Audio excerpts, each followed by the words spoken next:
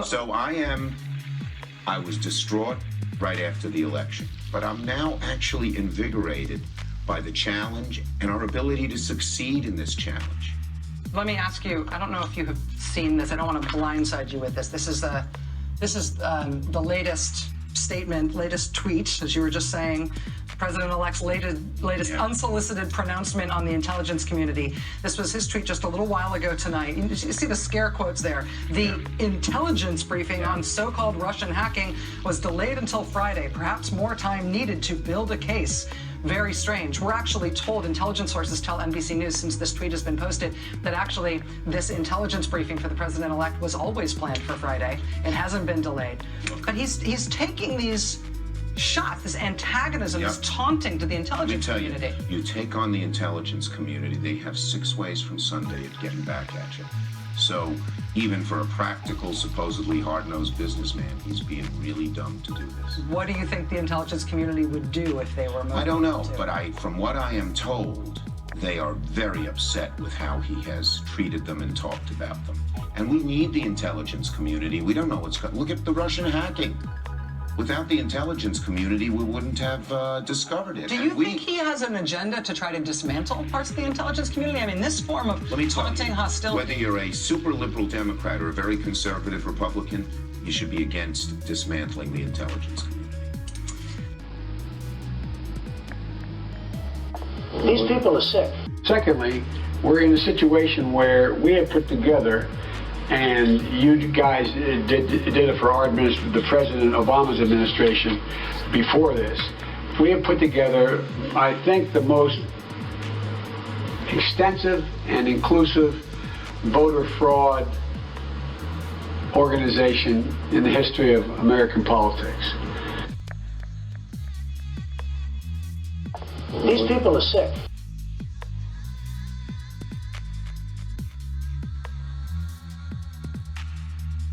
Well, the U.S. presidential election took place a little over 8 months ago, and even now, many people who voted for Donald Trump believe there was something fraudulent about the whole thing. Why do they think that? Well, they have reason to feel that way. Indisputably, there was some misconduct at some polling places and vote counting stations, and next week on this show, we'll consider the evidence from Fulton County, Georgia, in some detail. It's worth knowing about it. But it wasn't just the way that votes were counted or the voting machines that shook people's faith in our democracy. It was the preceding 4 years in the way our ruling class behaved during those 4 years. Yesterday, an historian and podcaster called Daryl Cooper wrote a remarkable series of tweets in which he tried to explain why so many Trump voters believed the last election was rigged.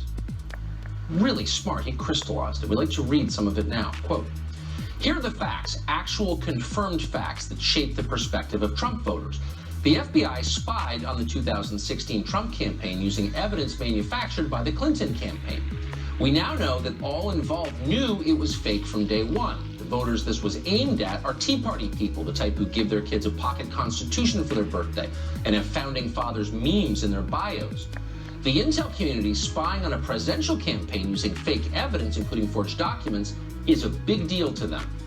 Trump supporters know the collusion case front and back. They went from worrying the collusion must be real to suspecting it might be fake to realizing it was a scam, and then watched as every institution, the intel agencies, the press, Congress, academia, gaslit them for another year. Worse, collusion was used to scare away good people from working in the Trump administration. They knew their entire lives would be investigated. Many quit because they were being bankrupted by legal fees. The DOJ, the press, and the government destroyed lives and actively subverted an elected administration. These people are sick.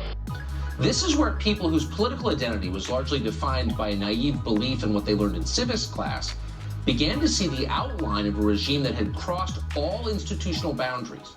That regime stepped out of the shadows to unite against an interloper, Donald Trump. A lot of Trump supporters understand this regime is not partisan. They know that the same institutions would have taken opposite sides if it was a Tulsi Gabbard versus Jeb Bush election. It's hard to describe to people on the left how shocking and disillusioning this was for conservatives, people who encourage their sons to enlist in the army and hate those who don't stand for the anthem. They could have managed the shock if it only involved the government. But the behavior of the corporate press is what really radicalized them. They hate journalists more than they hate any politician or government official because they feel most betrayed by them. The idea that the press is driven by ratings and sensationalism became untenable. If that were true, they'd be all over the Epstein story. But they're not. These people are sick. The corporate press is the propaganda arm of the regime. Nothing anyone says will ever make them unsee that, period. This is profoundly disorienting. Many Trump voters don't know for certain whether ballots were faked in November 2020, but they know for absolute certain that the press, the FBI, and the rest would lie to them if they were. They watched the press behave like animals for 4 years. Tens of millions of people will always see Brett Kavanaugh as a gang rapist based on nothing because of CNN. And CNN seems proud of that. CNN led a lynch mob against a high school kid. They cheered on a summer of riots.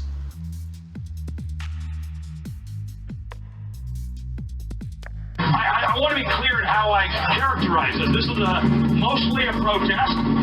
It is not, generally speaking, unruly, but fires have been started. These people are sick. Republicans always claimed the media had liberal bias, but they still thought the press would admit the truth if they were cornered. It's a very different thing to watch the media invent stories out of whole cloth in order to destroy regular people's lives and spark mass violence. Time magazine has told us that during the 2020 riots, there were weekly conference calls involving, among others, leaders of the protests, the local officials who refused to stop them, and media people who framed them for political effect. In Ukraine, we call that a color revolution.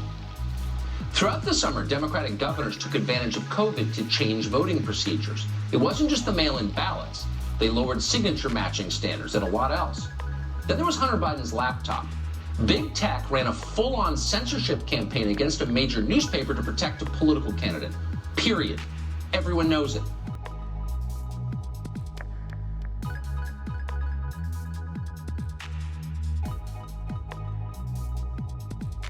All the tech companies now admit it was a mistake, but the election's over, so who cares? It goes without saying that if the New York Times had Don Jr.'s laptop, which is full of pictures of him smoking crack and engaging in group sex, with lots of lurid family drama, emails describing direct corruption, the New York Times would not have been banned. Think back. Stories about Trump being urinated on by Russian prostitutes and blackmailed by Putin were promoted as fact, when the only evidence was a document paid for by his opposition and disavowed by its source. The New York Post was banned for reporting on true information. The reaction of Trump people to all of this was not, no, fair. That's how they felt about, say, Romney's Binders of Women story in 2012. This is different. Now they see, correctly, that every institution is captured by people who will use any means to exclude them from the political process. These people are sick. And yet they still showed up in record numbers to vote. Trump got 13 million more votes than he did in 2016. He got 10 million more than Clinton got. As election night dragged on, his voters allowed themselves some hope. But when the 4 critical swing states, and only those states, went dark at midnight, they knew. Over the ensuing weeks, they got shuffled around by grifters and media scam artists selling them conspiracy theories. They latched on to one, then another increasingly absurd theory as they tried to put a concrete name on something very real. The Republican Party's war on democracy opens up yet another front. Fulton County, Georgia, seizing on the big lie, mirroring some of the lunacy we're seeing play out in Maricopa County, Arizona. These people are sick. And the only cure for that Trump derangement syndrome is 4 more years. Media and tech did everything to make things worse. Everything about the election was strange. The changes to procedure, unprecedented mail-in voting, the delays, etc. But rather than admit that and make everything transparent, they banned discussion of it, even in direct messages.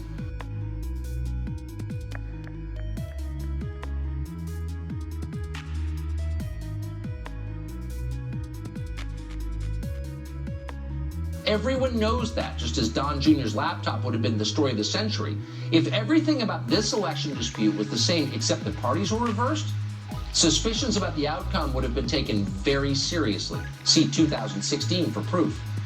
They understand why courts refused to take the election case. What judge will stick his neck out for Donald Trump, knowing that he'll be destroyed in the media as a violent mob burns down his house? It is a fact, according to Time magazine, that mass riots were planned in cities across the country if Trump won. Sure, they were protests, but they were planned by the same people as during the summer, and everyone knows what that would have meant. Judges have families too. Forget the ballot conspiracies. It's a fact that governors used COVID to unconstitutionally alter election procedures, something the Constitution states that only legislatures can do, to help Biden make up for a massive enthusiasm gap by gaming the mail-in ballot system.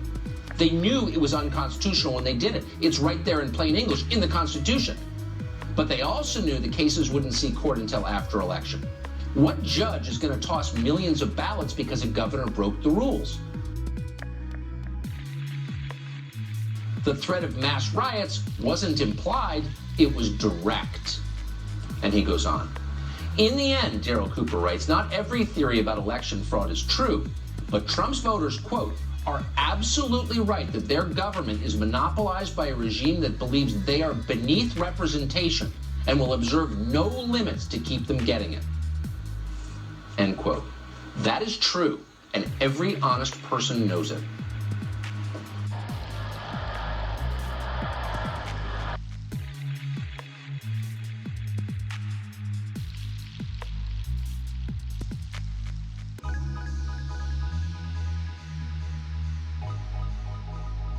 Hi, Justine. Hello. What is the most important issue your generation is facing today, and why? Our generation is experiencing an epidemic of censorship and entitlement. And it's because our professors and our celebrities are teaching students to be narcissists, to believe that any view that differs from their own is an existential threat. And this is what I experienced on my own campus with censorship, to the point where people believe that speech is violence so that they can threaten other people with violence simply because they disagree with them.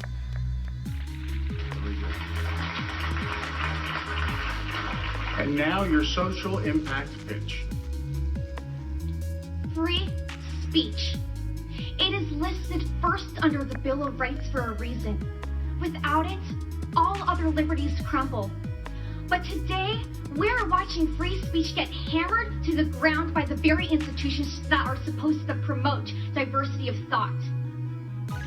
Let me ask you something. Are you a student? Are you a teacher? Are you a professor? The mere words, "I'm offended," are now being used as an excuse to silence students, fire professors, and cancel people simply because they do not toe the popular line of thought. And that's what I experienced. An Orwellian phenomenon dominating my own campus to the point where it got borderline violent.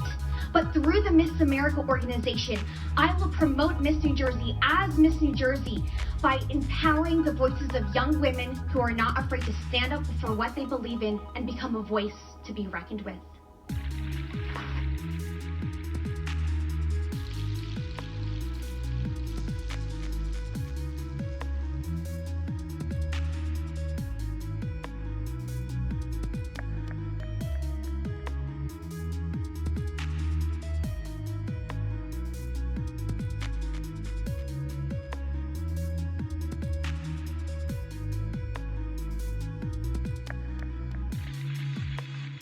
Stop it right now, you proles! How dare you! How dare you! Fire up a bowl and accept your fate.